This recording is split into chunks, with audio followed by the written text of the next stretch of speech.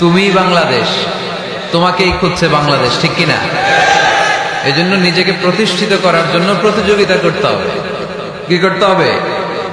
প্রতিযোগিতাতে নামতে হবে। ভালো কাজের প্রতিযোগিতা। ইয়াংরা করবে কি কাজের প্রতিযোগিতা? তাআওয়ানু আলাল বিররি ওয়াত তাকওয়া ওয়া লা তাআওয়ানু আলাল ইসমি ওয়াল উদওয়ান। ভালো কাজের প্রতিযোগিতা করো, কল্যাণমূলক কাজের প্রতিযোগিতা করো। ফাস্তাবিকুল খায়রাত। জনকল্যাণমূলক কাজের প্রতিযোগিতা করতে আল্লাহ তাআলা আমাদেরকে আহ্বান করেছেন। কিন্তু আমরাও প্রতিযোগিতা করি, এগুলার না, দুনিয়া কামানোর প্রতিযোগিতা, ঠিক কিনা? কে হবে মাসুদ রানা, ওইটার প্রতিযোগিতা আছে না নাই? ফরিদপুরে ঢুকে নাই বোধহয় এগুলা। কিছুদিন আগে শুনলাম যে প্রতিযোগিতায় নামতেছে ইয়াং ছেলেরা। কি হইতে চায়? হ্যাঁ, মাসুদ রানা। এরপরে বোনেরাও কম না, ওনারা নামে বিশ্ব সুন্দরী প্রতিযোগিতায়। এরপর এখন ছোট ছোট বাচ্চারাও নেমে যায় খুদে গানরাজ। আছে না নাই? না, ফাস্তাবিকুল খায়রাত, আমরা ভালো কাজের প্রতিযোগিতা করি। সো তোমাদের উপর পুরো বাংলাদেশ তাকিয়ে আছে। আমাদের অনেক পপুলেশন, হিউজ পপুলেশন। এই জনসংখ্যাকে যদি আমরা জনশক্তিতে রূপান্তরিত করতে পারি, তাহলে আগামীর বাংলাদেশ হবে উজ্জ্বল বাংলাদেশ, ডিজিটাল বাংলাদেশ, ঠিক কিনা? আল্লাহ আমার এই 56,000 বর্গ মাইলের বাংলাদেশকে তুমি কবুল করে নাও। সম্মানিত শুধু আমি আর অতিরিক্ত কথা না বাড়িয়ে সরাসরি মহাবিশ্বের মহাবিশ্বয় মহাগ্রন্থ আল কোরআন আল কারীমের তাফসীরের দিকে চলে যাচ্ছি। আমি আপনাদের খেদমতে সূরাতু আল ইনশিরাহ থেকে তেলাওয়াত করেছি।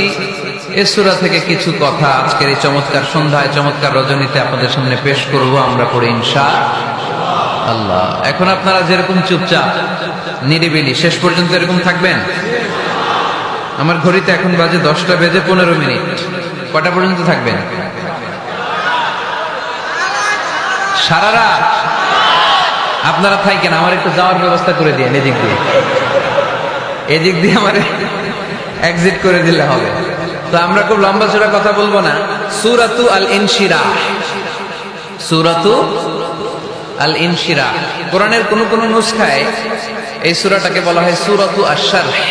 কোথাও আশ-শারহ, কোথাও আল ইনশিরাহ। ইনশিরাহ মানে প্রশস্ত করে দেয়া।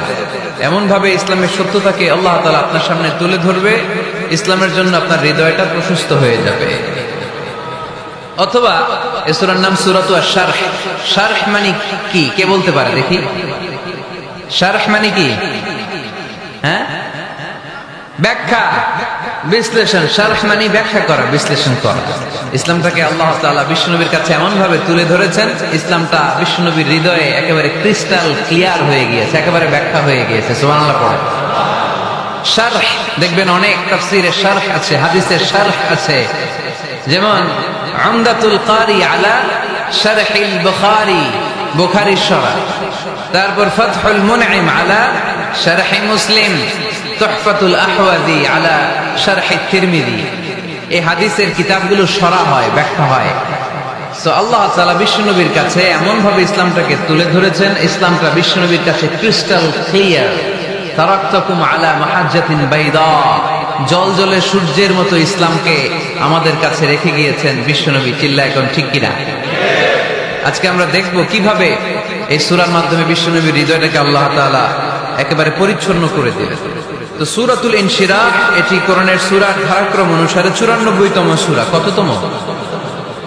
আমি প্রশ্ন করলে একটু আওয়াজ করে উত্তর করা লাগবে, পারা যাবে? এই সূরাটা 94তম সূরা। এই সূরাটা মাক্কি সূরা। এই সূরার আয়াত সংখ্যা হচ্ছে 8।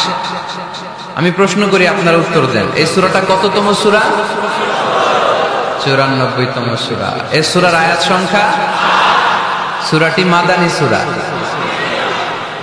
কি সূরা? মাক্কি সূরা। মনে থাকবে? এই সূরার ভিতরে আল্লাহ তাআলা বিশ্বনবী সাল্লাল্লাহু আলাইহি সাল্লামকে কনসোলেশন করেছেন, কন্ডোলেন্স করেছেন, সান্ত্বনা দিয়েছেন। এটা মোটিভেশনাল সূরা, এটা পেইন রিলিভিং সূরা। যাদের অন্তরে ব্যথা, জ্বালা, যন্ত্রণা, যারা কষ্টে জর্জরিত, তাদের জন্য এই সূরার ভিতরে পেইন রিলিভ পিল দিয়ে দিয়েছে কে? ইযা ইশতাদ্দাত বিকাল বালওয়া ফাফাক্কির ফি আলাম নাশরাহ ফাউসরুন বাইনা ইউসরাইনি ইযা ফাক্কারতাহু তাফরাহ। যখন তোমার মন খারাপ হয় তুমি সূরা ইনশিরাহ তেলাওয়াত করো, কেননা সূরা ইনশিরাহর ভেতরে আল্লাহ এমন মোটিভেশনাল কথা রেখে দিয়েছেন, এমন ইন্সপায়ারেশন রেখে দিয়েছেন, আপনি পড়লেই আপনার হৃদয়টা শীতল হয়ে যাবে। এই সূরাটাকে আমরা 3 ভাগে ভাগ করব। এই সূরার প্রথম 4 আয়াতে আল্লাহ তাআলা বিশ্বনবীর প্রতি কি নেয়ামত দিয়েছেন সেটার বর্ণনা করেছেন। প্রথম 4 আয়াতে নেয়ামতের বর্ণনা, তারপরের 2 আয়াতে বিশ্বনবীকে দিয়েছেন সান্ত্বনা, আর শেষ 2 আয়াতে দিয়েছেন দিক নির্দেশনা। কিয়ামতের পূর্বে গুনাহের সাইলাব শুরু হয়ে যাবে, ইবাদত কমতে থাকবে, নেক আমল বাড়তে থাকলে ইবাদত বাড়তে থাকবে, গুনাহ বাড়তে থাকলে ইবাদত কমতে থাকবে। একটার সাথে আরেকটার সম্পর্ক আছে। কেউ যদি আমরা চিন্তা করি যে আসলে আমার নেক আমল গুলা বাড়তেছে না কমতেছে, যদি দেখতেছি নেক আমল গুলা কমতেছে, তো মনে করতে হবে নিশ্চয় আমার গুনাহগুলা বাড়তেছে। এমন নয় যে নেক আমল কমতেছে, গুনাহ কি বাড়তেছে না বা কমতেছে, এমন হবে না। নেক আমল কমতেছে তো নিজে একটু হিসাব নিকাশ করা দরকার যে আমার গুনাহ বাড়তেছে। যে খুঁটিনাটি আমলগুলো আমি করতে থাকি এগুলোর মধ্যে আমার কাছে লক্ষ্য লাগে না, মজা লাগে না, দিল বসে না, দিল আলোকিত হয় না, আখিরাতের ফিকির আসে না, আল্লাহ পাকের মহব্বত আসে না, দ্বীন ও ঈমানের প্রতি মহব্বত নাই, বাসা বাসা চলতেছি, তো মনে করতে হবে নামাজের মধ্যে আমার দুর্বলতা আছে। নামাজের মধ্যে যদি আমার দুর্বলতা না থাকতো তাহলে অন্য আমলগুলোর মধ্যে দুর্বলতা আসতো না। নামাজের মধ্যে দুর্বলতা আসছে তো গুনাহ বেড়ে যাওয়ার কারণে। কিসের কারণে? গুনাহ বেড়ে যাওয়ার কারণে। কারণ মোটামুটি 3টি অঙ্গ দিলের সাথে সরাসরি সম্পর্ক। একটা হচ্ছে চোখের সম্পর্ক, আর একটু হচ্ছে কানের সম্পর্ক, আর একটু হচ্ছে মুখের সম্পর্ক। 3টি অঙ্গের সাথে সরাসরি সম্পর্ক অন্য অঙ্গগুলোর সাথে আছে। এখন এই 3টি অঙ্গের দ্বারায় আমি যে কামাই করতেছি, অর্জন করতেছি, 3টি অঙ্গের দ্বারায়, চোখের দ্বারা মানুষ কামাই করে অর্জন করে, মুখের দ্বারা মানুষ কামাই করে অর্জন করে, কানের মাধ্যমে মানুষ কামাই করে অর্জন করে। আমার কামাই যদি ভালো হয় তো দিল আলোকিত হবে, আমার কামাইগুলো যদি খারাপ হয়, অর্জন যদি খারাপ হয়, দিল অন্ধকারাচ্ছন্ন হবে। দিল যখন অন্ধকারাচ্ছন্ন হবে তখন মানুষের কাছে ইবাদত, তেলাওয়াত, ভালো জিনিসগুলো তার কাছে ভালো লাগবে না। আবার এখানেও শেষ নয় যে ভালো জিনিসগুলো আমার কাছে ভালো লাগতেছে না, ক্ষান্ত হয়ে গেল, এমন নয়। তখন ভালো জিনিসগুলো তার কাছে মন্দ হইতে থাকবে, ভালো জিনিসগুলো তার কাছে খারাপ লাগবে। এখানেও শেষ নয় যে ভালো জিনিসগুলা তার কাছে খারাপ লাগতেছে, এমনও নয়। এখন তার মুখ ফুটে শুরু হবে, ভালো জিনিসগুলোর বিপরীতে তার বক্তব্য শুরু হবে, ভালো জিনিসগুলোর বিপরীতে তার মন্তব্য শুরু হবে। এখানেও শেষ নয়, খারাপ জিনিসগুলোর পক্ষে তার কি বক্তৃতা শুরু হয়ে যাবে। মানুষ যে বিগাড়তে বিগাড়তে বিগাড়তে বিগাড়তে একদম পশুত্বের চাইতে নিচে চলে যায়, একদিনে হয় না। এটা দিল নষ্ট হয়। দিল নষ্ট হওয়ার কারণে সে নিজেকে আর কি করতে পারে না, নিয়ন্ত্রণ করতে পারে না। মনের ঘোড়া কিন্তু খুব খারাপ ঘোড়া, মনের ঘোড়া খুব খারাপ ঘোড়া। এই ঘোড়ার উপরে যে সাওয়ার হয়েছে সে গন্তব্য বিচ্যুত হইয়া গেছে, গন্তব্যে পৌঁছতে পারে না। এখান থেকে বলা হয়, মুরব্বীরা বলছেন, শয়তানকে কে গোমরা করছে। কথা একটা আসে না বাবা? এখন তো শয়তানের সবাইকে গোমরা করতেছে, আমাদেরকে গোমরা করতেছে শয়তান, গুনাহ করাইতেছে শয়তান, বিভিন্ন রকমের খারাপ মন্দ পচা গান্দা কৌশল দিয়ে আমাদেরকে নষ্ট করতেছে শয়তান। শয়তানের গোমরাকে করছে। শয়তানের পূর্বে তো কোনো শয়তান কি ছিল না। বলা হয় শয়তানকে শয়তানের মনে নষ্ট করছে। শয়তানের কি? মনে। আমরা যে মন বলছিলাম, মনের গোড়া খুব খারাপ গোড়া, পাগলা গোড়া। এটা মানুষের গণ্ডির বাইরে নিয়ে পশুত্বের গণ্ডির নিচে নামিয়ে দিল। শিক্ষা কামায় না, কি হয় না? সবচেয়ে কিয়ামতের পূর্বে শিক্ষিতরা সবচেয়ে উল্টা চলবে, বক্তব্যগুলো উল্টো দিবে শিক্ষিতরা। যত রকমের বড় ছোট অপরাধ আছে সবগুলোর সাথে সম্পৃক্ত থাকবে কি? শিক্ষিত যারা আছে ভাই। এখন আমি দৃষ্টান্ত দিতে গেলে তো সময়েরও দরকার আছে, দরকার মনে হয় নাই, আপনারা বুঝে গেছেন। পুরা বাংলাদেশের চোর যতগুলো আছে সব চোরগুলো যদি একত্রিত ভাবে করা হয়, মরিচ চোর, আলু চোর, বেগুন চোর, কলা চোর, সুপারি চোর আছে নাকি? হ্যাঁ, তারপরে এই ধরনের সব চোরগুলাকে যদি একত্রিত করা হয়, সব চোরগুলার চুরি পুরা বছরে যা পরিমাণ হয় না, এক ভদ্রলোক কলমের খোঁচা এর চাইতে 100 গুণ বেশি কি চুরি করে নিয়ে যেতেছে।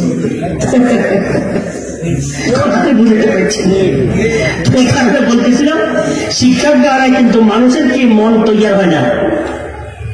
অনেকে শিক্ষিত হয়েছে, সে ভালো হয়ে গেছে এমন নয়। কিয়ামতের পূর্বে ধর্মীয় লাইনে যারা শিক্ষিত হবে, দুনিয়াবী লাইনে যারা শিক্ষিত হবে, যদি এদের শুদ্ধি যদি এদের না হয়, তাহলে এদের কার্যক্রম হবে ভয়ঙ্কর। এদের কার্যক্রম হবে কি? ওলামাদের ব্যাপারে সরওয়ারে কায়নাত জনাবে মুহাম্মদুর রাসূলুল্লাহ সাল্লাল্লাহু আলাইহি ওয়াসাল্লাম ইরশাদ করেছেন যে আলেম ওলামা ধর্মীয় জ্ঞানী কোন আলেমের সোহবত নেয় নাই, কোন আল্লাহ ওয়ালার সংসর্গে থাকে নেই, সে শুদ্ধি অর্জন করেনি, বলছেন সে হবে ঈমানের ডাকু। হ্যাঁ, ঈমানের কি ডাকু। উলামাউহুম শাররু মান তাহাতা আযীমিস সামা মিন ইনদিহিম তাখরুজুল ফিতনাতু ওয়া ফীহিম তাউদ। হাদিসের মধ্যে এই ধরনের ধর্মের জ্ঞানী যারা আছে এদের ব্যাপারে খুব কঠোর কি আছে, হুজুর আকরাম সাল্লাল্লাহু আলাইহি ওয়াসাল্লামের হুঁশিয়ারি ব্যক্ত আছে কঠোর ভাবে। এই কারণে জ্ঞানের দ্বারা শুদ্ধি আসে না। দুনিয়া বিলাইনে বলছেন দুনিয়ার জ্ঞান এবং দুনিয়ার বিজ্ঞান যারা অর্জন করবে তারা একই পর্যায়ে আল্লাহকে অস্বীকার করে বসে থাকবে। কথাটি বুঝতে পারছি? জ্ঞান এমন একটা জিনিস, জ্ঞান তো আবার শয়তানের কাছেও ছিল, ছিল না? ছিল না? হাকিমুল উম্মাহ শাহ আশরাফ আলী থানভী রাহমাতুল্লাহ লিখছেন শয়তান 104 কিতাবের হাফেজ ছিল। কত? 100 কত? আসমানি 104 কিতাবের হাফেজ ছিল। কিন্তু এই 4 কিতাবের হাফেজ হওয়া ছাড়া কি হবে? আল্লাহ নবীদের সাথে কি নায়েব রাসূলদের সাথে কি সে যুদ্ধ করতে পারছে না? এই বড় জ্ঞানী ছিল, কিন্তু জ্ঞান মানুষদেরকে ভালো করতে পারে না। জ্ঞানের দ্বারা মানুষ কি হয়ে যায়? নষ্ট হয়ে যায়। যদি জ্ঞানওয়ালা জ্ঞানী যদি সোহবত না পায়, কি না পায়, তার মধ্যে যদি শুদ্ধি না থাকে। আলহামদুলিল্লাহ বহু জ্ঞানী আছে দুনিয়া বিলাইনে, দিন লাইনে আল্লাহর রহমতে শুদ্ধ আছে, আছে না নাই? ভালো বহু আছে। দেখবেন হয়তো তার মা ভালো, এই কারণে বলা যায় ভালো হয়েছে, তার বাপ ভালো, এই কারণে ছেলেটা কি হয়েছে? ভালো হয়েছে। মেয়েটা ভালো হয়েছে, তার মা পর্দানশীল ভালো। কথা বুঝছেন? ছেলে চরিত্রবান, তার মা বাপ ভালো, অথবা দাদার হাতে লালিত হয়েছে, দাদার সংস্রব পাইছে, দাদা ভালো, এই কারণে নাতিও কি গেছে? ভালো গেছে। অথবা নানা ভালো, নানার সংস্রব পাইছে, নানা ভালো, নানি ভালো, বাস নাতি কি হয়ে গেছে? নাতিন ভালো হয়ে গেছে সৌবতের কারণে। অথবা তার কোন শিক্ষক ভালো ছিল, তার কোন কি পাঠ্যকালে তার শিক্ষক ভালো ছিল, এই কারণে আলহামদুলিল্লাহ ভালো হয়ে গেছে। অথবা সে চলাফেরার কালে সৎসঙ্গ সে পাইছে, তার বন্ধু কি ছিল? কোনো না কোনো বন্ধু ভালো ছিল, বন্ধু তাকে টেনে ভালো দিকে নিয়ে আসছে। অর্থাৎ সংসর্গ ছাড়া শুরু থেকে সে কখনো কি ভালো হতে পারে না। অথবা কোনো আল্লাহ ওয়ালার দোয়া আছে তার উপরে, কোন আল্লাহ কি আছে? হয়তো কেউ জানেও না, ছোটবেলায় দাদা হয়তো নাতিরে নিচে, হ্যাঁ, এক বুজুর্গ আসছে মাথার দিন, বুজুর্গ এটা কি শুধু হাত দিয়ে দিছে, ওই হাতের বরকতে আল্লাহ রহমতে নাতি ভালো হয়ে গেছে, হয়তো কেউ জানেও না। এরকম এক দুই ঘটনা নয়, বহু ঘটনা আছে। তো বলতেছিলাম শুধু জ্ঞান যথেষ্ট নয়, শুধু জ্ঞান কি নয়, জ্ঞান যদি যথেষ্ট হইতো, সবচেয়ে কম জ্ঞানী নয়, বড় জ্ঞানী ছিল শয়তান। কিন্তু শয়তান সবচেয়ে কি মালউন, অভিশপ্ত। আমরা শয়তানের গাইলে তো অবাক, গাইলে না অবাক, অভিশপ্ত। আউযু বিল্লাহি মিনাশ শাইতানির রাজিম। আল্লাহ পানা চাইতেছি তোমার থেকে, অভিশপ্ত, অভিশপ্ত শয়তান থেকে, বলি না আমরা? তো অভিশপ্ত কেন হয়েছে সে? অভিশপ্ত করো জ্ঞান কম ছিল, এই কারণে হয়নি। অভিশপ্ত করো তার বুঝ ব্যবস্থা কম ছিল, এই কারণে হয় নাই।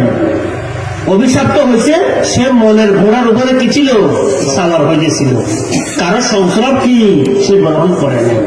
ইয়া দেখা উচিত। ধর্মীয় ব্যাপারেও যত বড় চতুর চালাক শুদ্ধি অর্জন করে নাই, তার দ্বারাই তত বেশি ক্ষতি হইতেছে, তার দ্বারা তত বেশি কি। আমাদের মুরব্বীরা লিখছেন যে যত রকমের ভুল দল, গোমরা দল, ভ্রান্ত মতবাদ আছে, সবগুলার প্রতিষ্ঠাতা তোমরা দেখিও খুব চালাক ছিল, কিন্তু ছিল খুব চতুর ছিল, খুব মেধাবী ছিল। শয়তানের কি ছোট ভাই, শয়তানের ছোট ভাই শুদ্ধি অর্জন করে নাই, মনের ঘোড়ার উপরে সাওয়ার হয়েছে, এই কারণে সে গোমরা হইয়া গেছে। আল্লাহ আমাদেরকে হেফাজত করেন, আমাদেরকে আল্লাহ পাক হেফাজত করেন। আমি এই কারণে বলতেছিলাম আসলে যে মনের ঘোড়ার উপরে সাওয়ার হওয়াটা এটা ভালো না। মন নষ্ট হইলে তো মানুষ মনের ঘোড়ার উপরে সাওয়ার হইয়া যায়। গাড়ির দুর্বল, গাড়ির দুর্বল, পুরাতন মডেলের, হ্যাঁ, ভাঙ্গাচুরা ড্রাইভার মোটামুটি ভালো, এতে কোথায় কাতায় কি কোথায় হইলেও পর্যন্ত ট্রাক্টর টুটুল করে হলে গন্তব্যে পৌঁছে যেতে পারবো আল্লাহ রহমতে। ঠিক আছে, কেন ড্রাইভার কি ভালো। নতুন মডেলের দামি গাড়ি ড্রাইভার কিন্তু অনভিজ্ঞ, দেখবেন কোনো অনেক হয়তো গাছের নামে লাগা দিচ্ছে, না হয় পুকুরে মারা দিচ্ছে, ড্রাইভার খারাপ। তো আমাদের মন আমাদের ড্রাইভার, আমাদের মন আমাদের কি ড্রাইভার।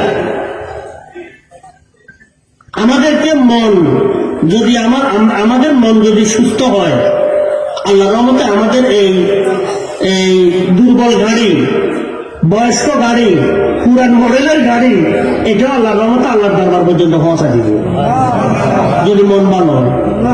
আর যদি মন খারাপ হয়, যুবক হলেও, শিক্ষিত হলেও, পদমর্যাদার অধিকারী হলেও, ধর্মীয় জ্ঞানওয়ালা হলেও, এটা যে কোনো স্থানে নিয়ে অ্যাক্সিডেন্ট করা দিবে। কি করা দিবে? অ্যাক্সিডেন্ট করা দিবে। এই কারণে আমি আপনাদের খেদমতে আলোচনা করতেছিলাম, মন ভালো, পরিকল্পনা ভালো, পরিকল্পনা ভালো হবে, কর্মগুলো ভালো হবে, ভালো কর্মের ভালো ফল। কোন সন্দেহ আছে? মন ভালো, পরিকল্পনা ভালো, পরিকল্পনা ভালো, কর্ম ভালো, ভালো কর্মের ভালো ফল। ঠিক আছে না? মন খারাপ, পরিকল্পনা খারাপ, পরিকল্পনা খারাপ, কর্ম খারাপ, মন্দ কর্মের ভালো ফল হাতে কখনো কি আসবে না। কিয়ামতের পূর্বে আমাদের মন নষ্ট হয়ে যাবে। কি নষ্ট হয়ে যাবে? যার কারণে শরীয়তের বিষয়গুলো আমাদের কাছে ভালো লাগবে না। আমি বলছিলাম ভালো লাগবে না শুধু এত।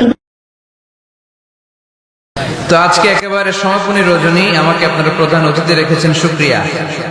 তারপর প্রধান বক্তা হচ্ছেন বিশিষ্ট ইসলামী চিন্তাবিদ হযরত মাওলানা মোল্লা আব্দুর রহমান সাহেব, খতিব, আলফাডাঙ্গা থানা, জামে মসজিদ, ফরিদপুর। আমি শুনছিলাম চমৎকার আলোচনা করেছে, মাশাআল্লাহ। আল্লাহ ওনার ইলমে আরো তারাক্কি দান করুন, আমরা পড়ি আমিন। গতকাল আব্দুল্লাহ আলামিন ভাই এসেছিলেন, আলামিন ভাই চমৎকার আলোচনা করেন। যদি কেউ চেহারা না দেখে অডিও রেকর্ড শুনে তাহলে বুঝবে আল্লামা সাঈদী আলোচনা করছে, তাই না? কণ্ঠের মধ্যে ওই মধুটা পাওয়া যায়, ওই সুরটা পাওয়া যায়। আলামিন ভাই গত কয়েক মাস আগে মালয়েশিয়াতে এসেছিলেন, আমার সাথে দেখা হয়েছে।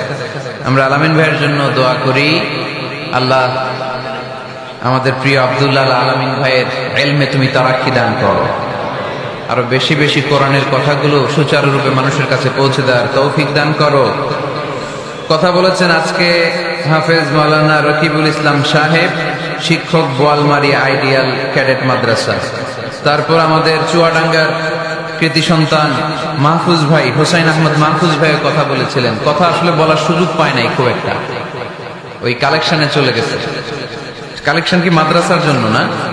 বাজরা শামসুল উলুম হাফিজিয়া মাদ্রাসা, এটা কোন দিকে? পাশেই।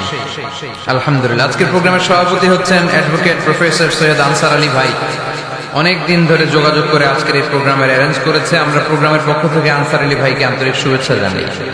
উপস্থিত আছে আপনাদের আলফাডাঙ্গা থানার সম্মানিত ওসি মহোদয়, আমার সাথেই ছিলেন, আমাকে নিয়ে আসছেন ওনার পুলিশ প্রটোকল দিয়ে।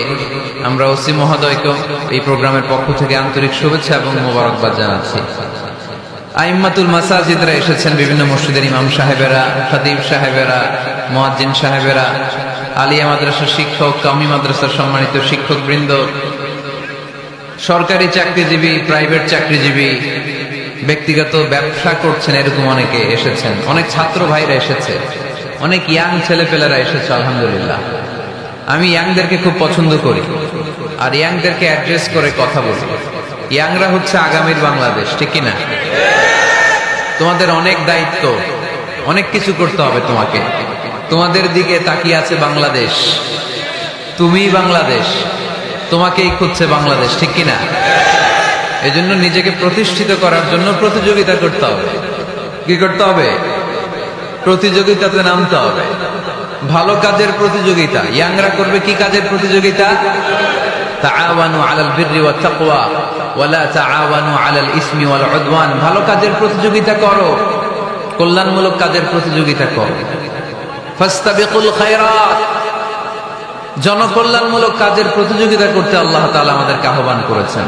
কিন্তু আমরাও প্রতিযোগিতা করি, এগুলার না, দুনিয়া কামানোর প্রতিযোগিতা, ঠিক কিনা?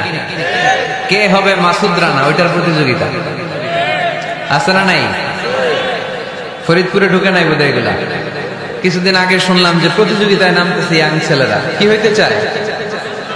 হ্যাঁ, মাসুদ রানা। এরপরে বোনেরাও কম না, ওনারা নামে বিশ্ব সুন্দরীর প্রতিযোগিতায়। এরপর এখন ছোট ছোট বাচ্চারাও নেমে যায় খুদে গানরাজ। আছে না নাই? না। ফাস্তাবিকুল খায়রাত। আমরা ভালো কাজের প্রতিযোগিতা করি। তোমাদের উপর পুরো বাংলাদেশ তাকিয়ে আছে। আমাদের অনেক পপুলেশন, হিউজ পপুলেশন। এই জনসংখ্যাকে যদি আমরা জনশক্তিতে রূপান্তরিত করতে পারি, তাহলে আগামীর বাংলাদেশ হবে উজ্জ্বল বাংলাদেশ, ডিজিটাল বাংলাদেশ, ঠিক কিনা? আল্লাহ আমার এই 56,000 বর্গমাইলের বাংলাদেশকে তুমি কবুল করে নাও। সম্মানিত সুধী, আমি আর অতিরিক্ত কথা না বাড়িয়ে সরাসরি মহাবিশ্বের মহাবিশ্বয় মহাগ্রন্থ আল কোরআন আল কারীমের তাফসীরের দিকে চলে যাচ্ছি। আমি আপনাদের খেদমতে সূরাতু আল ইনশিরাহ থেকে তেলাওয়াত করেছি। এই সূরা থেকে কিছু কথা আজকের এই চমৎকার সন্ধ্যায়, চমৎকার রজনীতে আপনাদের সামনে পেশ করব। আমরা পড়ি ইনশাআল্লাহ। এখন আপনারা যেরকম চুপচাপ নিরিবিলি শেষ পর্যন্ত এরকম থাকবেন। আমার ঘড়িতে এখন বাজে 10:15। কটা পর্যন্ত থাকবেন?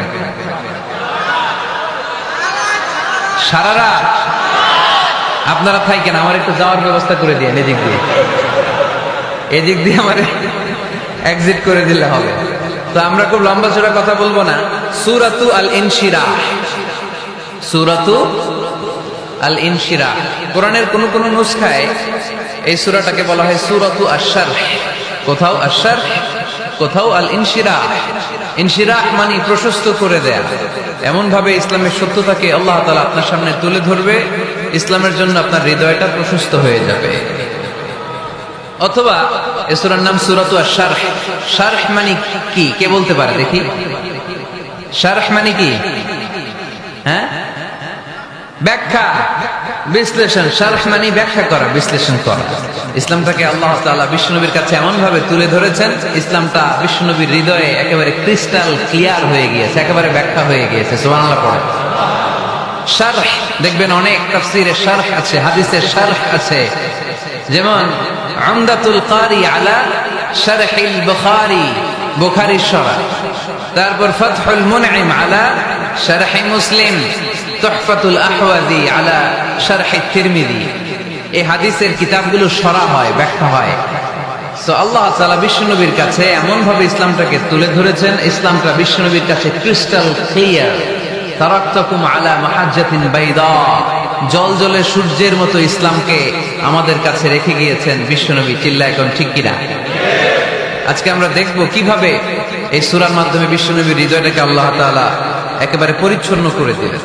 তো সূরাতুল ইনশিরাহ এটি কোরআনের সূরার ধারাক্রম অনুসারে 94তম সূরা। কততম? আমি প্রশ্ন করলে একটু আওয়াজ করে উত্তর করা লাগবে, পারা যাবে? এই সূরাটা 94তম সূরা। এই সূরাটা মাক্কি সূরা। এই সূরার আয়াত সংখ্যা হচ্ছে 8। আমি প্রশ্ন করি, আপনারা উত্তর দেন। এই সূরাটা কততম সূরা? 94তম সূরা। এই সূরার আয়াত সংখ্যা? সূরাটি মাদানী সূরা। কি সূরা? মাক্কি সূরা। মনে থাকবে? এই সূরার ভেতরে আল্লাহ তাআলা বিশ্বনবী সাল্লাল্লাহু আলাইহি সাল্লামকে কনসোলেশন করেছেন, কন্ডোলেন্স করেছেন, সান্ত্বনা দিয়েছেন। এটা মোটিভেশনাল সূরা, এটা পেইন রিলিভিং সূরা। যাদের অন্তরে ব্যথা, জ্বালা, যন্ত্রণা, যারা কষ্টে জর্জরিত, তাদের জন্য এই সূরার ভেতরে পেইন রিলিভ পিল দিয়ে দিয়েছে কে? ইযা ইশতাদ্দাত বিকাল বালওয়া ফাফাক্কির ফি আলাম নাশরাহ ফাউসরুন বাইনা ইউসরাইনি ইযা ফাক্কারতাহু তাফরাহ। যখন তোমার মন খারাপ হয়, তুমি সূরা ইনশিরাহ তেলাওয়াত করো, কেননা সূরা ইনশিরাহর ভেতরে আল্লাহ এমন মোটিভেশনাল কথা রেখে দিয়েছেন, এমন ইন্সপায়ারেশন রেখে দিয়েছেন, আপনি পড়লেই আপনার হৃদয়টা শীতল হয়ে যাবে। এই সূরাটাকে আমরা 3 ভাগে ভাগ করব। এই সূরার প্রথম 4 আয়াতে আল্লাহ তাআলা বিশ্বনবীর প্রতি কি নেয়ামত দিয়েছেন সেটার বর্ণনা করেছেন। প্রথম 4 আয়াতে নেয়ামতের বর্ণনা, তারপরের 2 আয়াতে বিশ্বনবীকে দিয়েছেন সান্ত্বনা, আর শেষ 2 আয়াতে দিয়েছেন দিক নির্দেশনা। কিয়ামতের পূর্বে গুনাহের সাইলাব শুরু হয়ে যাবে, ইবাদত করতে থাকবে, নেকামল বাড়তে থাকলে ইবাদত বাড়তে থাকবে, গুনাহ বাড়তে থাকলে ইবাদত কমতে থাকবে।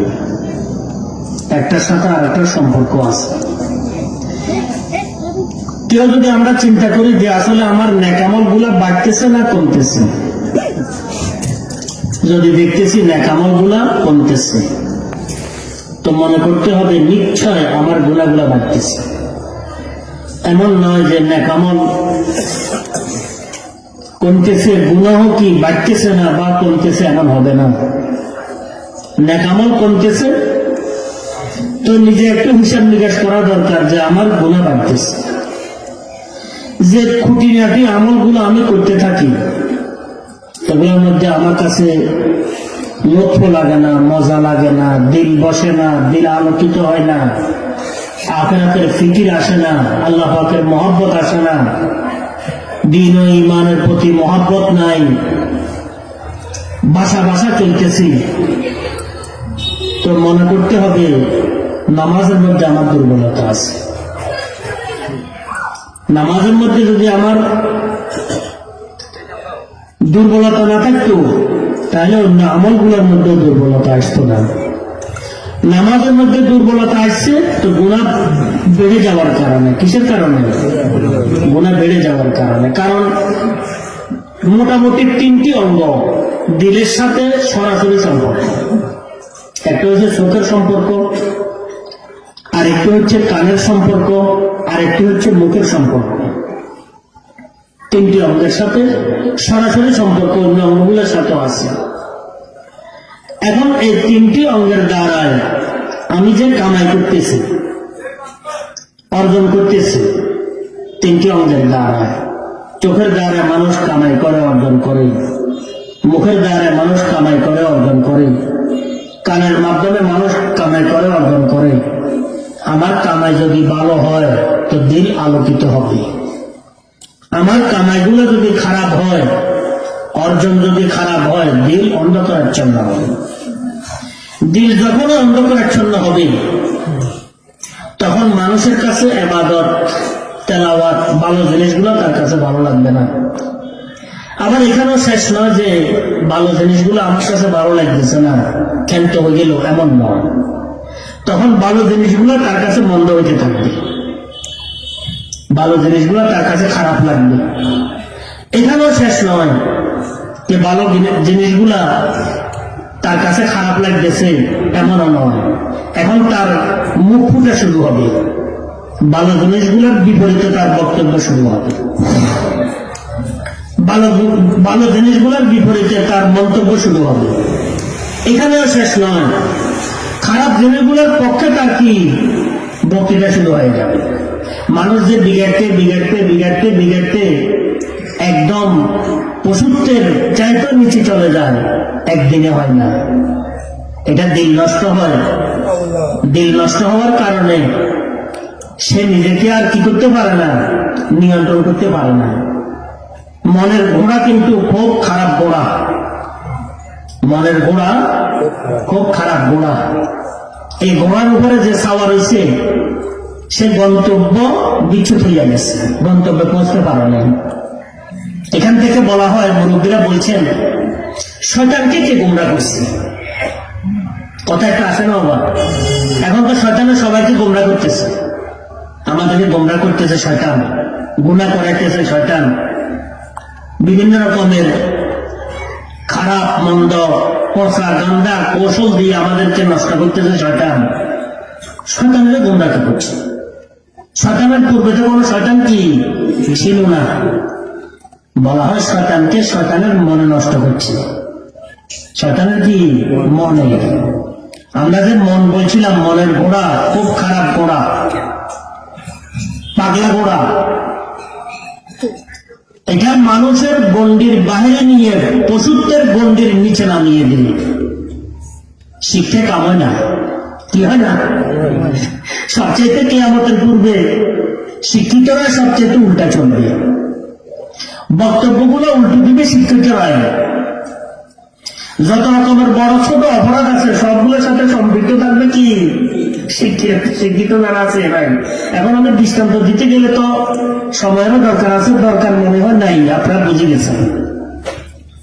পুরা বাংলাদেশের চোর যতগুলো আছে সব চোরগুলো যদি একত্রিত ভাবে করা হয়, মরিচ চোর, আলু চোর, বেগুন চোর, কলা চোর, সুপারি চোর আছে নাকি, হ্যাঁ, তারপরে এই ধরনের সব চোরগুলাকে যদি একত্রিত করা হয়, সব চোরগুলোর চুরি পুরা বছরে যা পরিমাণ হয় না, এক ভদ্রলোক কলমের খোঁচা এর চাইতে 100 গুণ বেশি কি চুরি করে নিয়ে যেতেছে।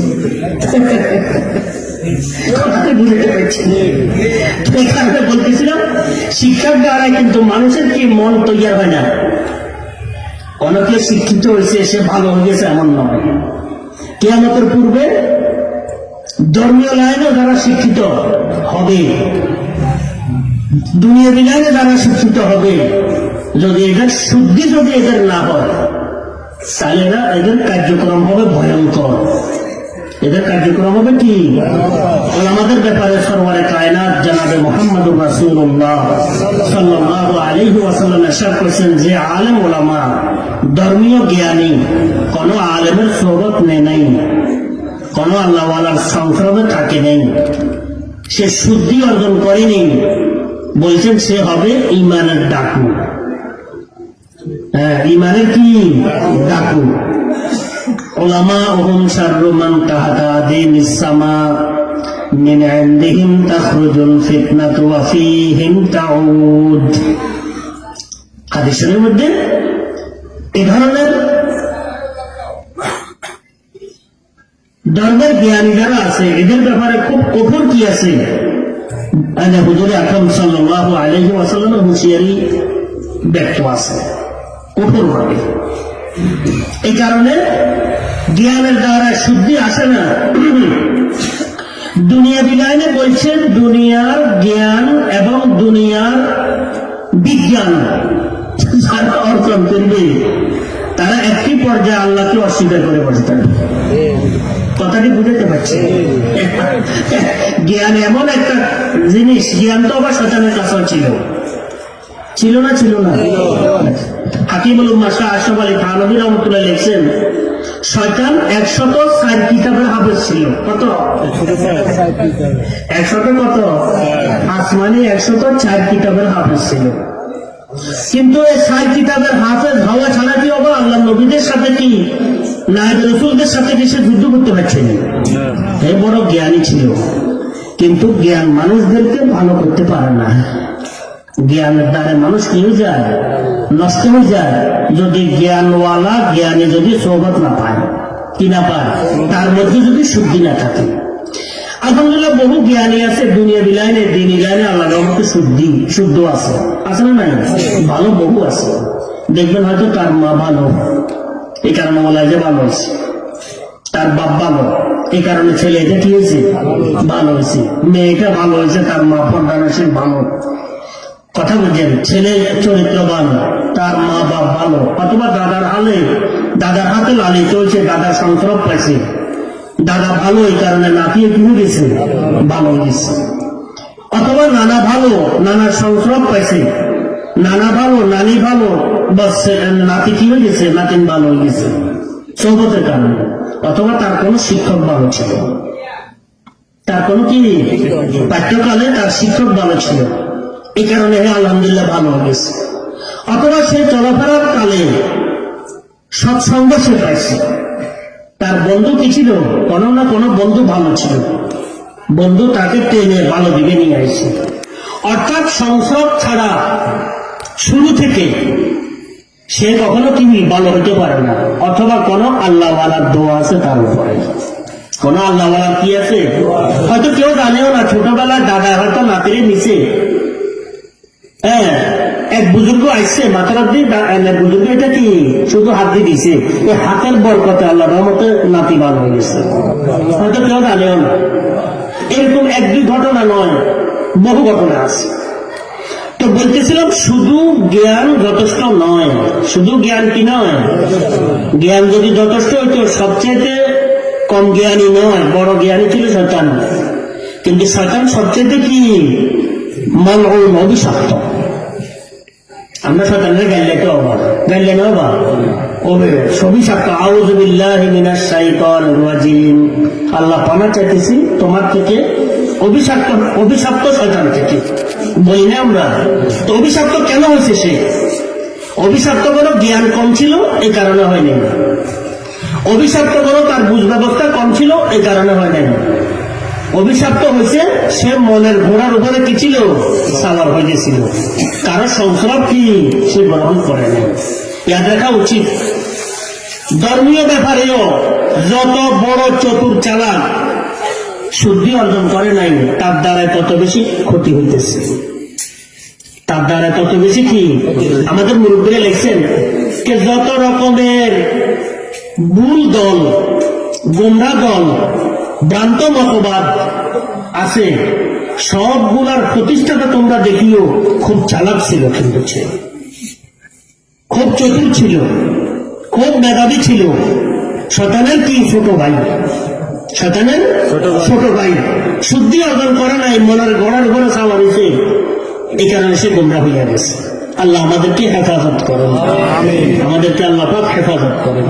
তা আমি এই কারণে বলতেছিলাম আসলে যে মনের ঘোড়ার উপরে সাওয়ার হওয়াটা এটা ভালো না।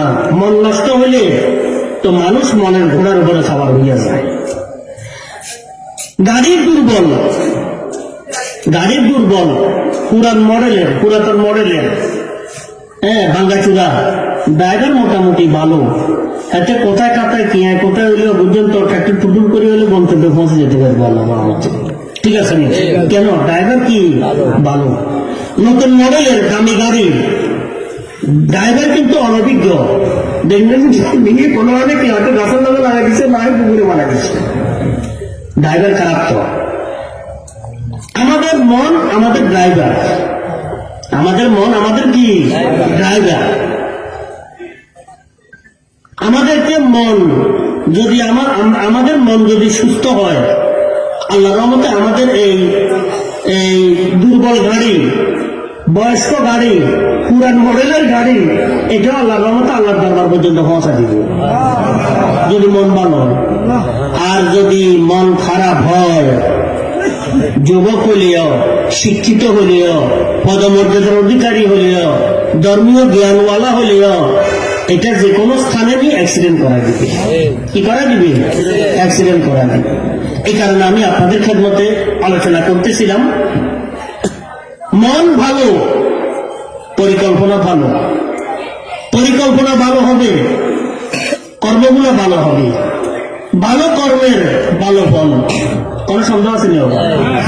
মন ভালো, পরিকল্পনা ভালো, পরিকল্পনা ভালো, কর্ম ভালো, ভালো কর্মের ভালো ফল, ঠিক আছে না? মন খারাপ, পরিকল্পনা খারাপ, পরিকল্পনা খারাপ, কর্ম খারাপ, মন্দ কর্মের ভালো ফল হাতে কখনো কি আসবে না। কিয়ামতের পূর্বে আমাদের মন নষ্ট হয়ে যাবে। কি নষ্ট হয়ে যাবে? যার কারণে